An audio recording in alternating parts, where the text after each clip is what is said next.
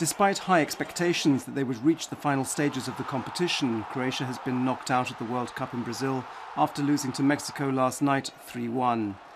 Thousands of Croatian supporters gathered in town squares, cafes and especially demarcated zones for watching the World Cup. Most were disappointed with Croatia's performance, with almost all of them agreeing that last night the team hadn't been anywhere near its best.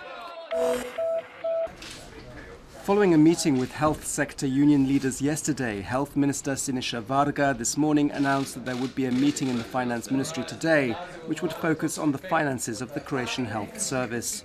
During an interview on Croatian radio, Varga spoke about the current situation in the healthcare sector, identifying the biggest problems and challenges that he will have to face as minister. He also dismissed claims that he planned to increase the role of the private sector within the health service.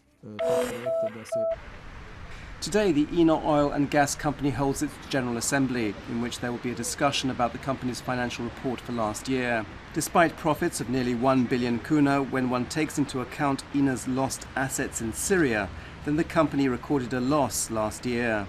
This is one of the reasons for the conflict between the company's two major shareholders, the Croatian government and the Hungarian oil group MOL, who have been trying in recent months to negotiate a new shareholders agreement.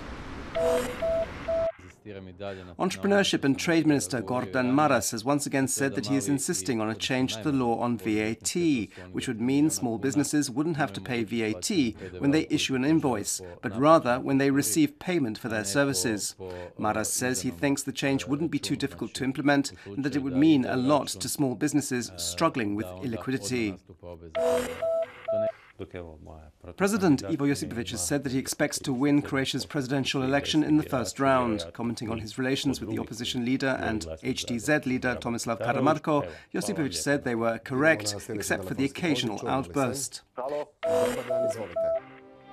In cultural news, the choir of Zagreb University's Faculty of Philosophy, called Concordia Discourse, and the Zagreb Youth Orchestra last night gave a performance of Mozart's Great Mass in C minor in Đakovo Cathedral.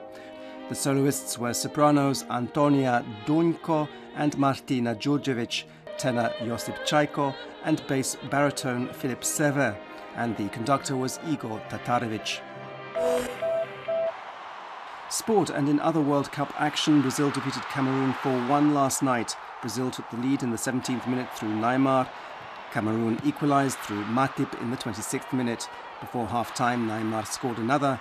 In the second half, Brazil extended their lead further, first through Fred and then through Fernandinho. They will now face Chile, who were beaten 2-0 by the Netherlands last night. Also, Spain beat Australia 3-0. Today, Italy play Uruguay, Costa Rica play England, Greece faces the Ivory Coast, and Japan is up against Colombia. This afternoon's forecast calls for changeable and cloudy weather inland with rain showers and flash storms in places. On the coast it'll be mostly sunny. Winds inland will be light to moderate northerly and northwesterly with a southwesterly wind in Gorski Kotar and Lika. On the coast there'll be a moderate to strong southeasterly jugo wind with a southwesterly on the northern coast. Highest daily temperatures will be between 22 and 27 degrees Celsius, a few degrees higher in Slavonia and on the coast.